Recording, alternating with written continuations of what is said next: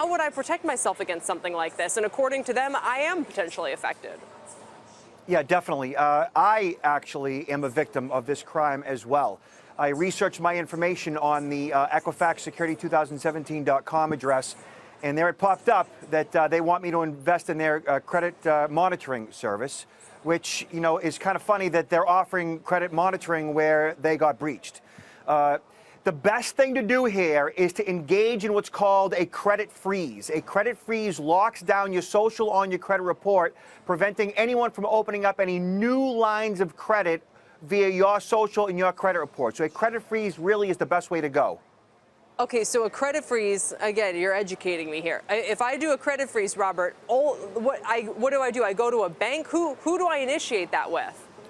Perfect. Great question. So if you go to all of the three major credit bureaus, Experian, TransUnion, Equifax, search the term credit freeze on the site. That way you'll get to the page in which you administer a credit freeze. So on their website, you go on, you plug in your information along with your social, which it's okay to do. And once you do that, they'll provide you a username and a password, so your credit is now frozen across the board. And when you want to get credit, let's say you're going to go to an automobile dealership, they're going to check your credit.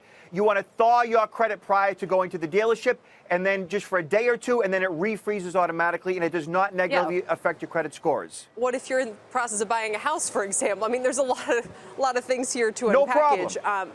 Mark, let me just bring you in for a moment, because one of the interesting wrinkles that I'm reading about on CNBC's website right now is that if you entered your information into this Equifax website they put up to try to help people to figure out if you were affected, you could potentially be signing away your right to litigation. Absolutely true. There's an inherent ambiguity in the online terms and conditions that Equifax has in connection with the service they're offering for free.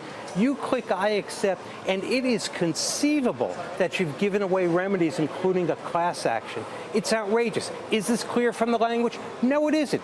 It's an ambiguity. If I were negotiating this agreement on behalf of a large company in a deal with Equifax, I'd ask them to clarify it. I would call upon the CEO of Equifax to just make the ambiguity go away. He can wave a magic wand, change the language. If his lawyers can't do it, call me. I'll be happy to do it.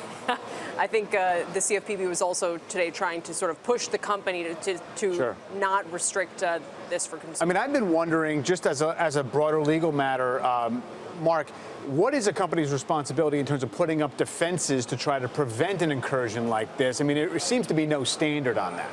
There's no standard. It's vague. Best practices, best of breed. We use words like that. But here's the problem. This is like the firehouse burned down. They are the credit reporting agency. They have all this data. There's already a class action filed in connection with this thing. And basically, the simplistic argument of this complaint is they were more concerned with their profits than spending money on proper cybersecurity. But here's the problem. It's a reality. No matter how much they spent on cybersecurity, there are no guarantees. This is like burglary. We don't like it.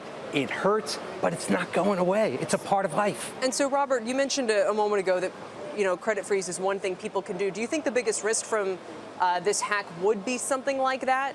We know obviously how to deal if someone takes your credit card. Everybody's been through that. What are some of the other things you need to be watchful for? So always be aware of activity on your credit cards, which a couple of 100,000 credit cards were compromised in this particular breach as well. What I do is I sign up for alerts and notifications via my card company and bank's website, which means that every time there's a charge, every time there's a withdrawal, I get a text message or an email alerting me to that fact, so I know all of my charges in real time. That keeps me fully attuned every time. No problem. This way I know if my wife has just made a large charge, I get a text message and I'm aware of it when it happens, and I can contact her to make sure that that was her that did it. Hey there, thanks for checking out CNBC on YouTube. Be sure to subscribe to stay up to date on all of the day's biggest stories. You can also click on any of the videos around me to watch the latest from CNBC. Thanks for watching.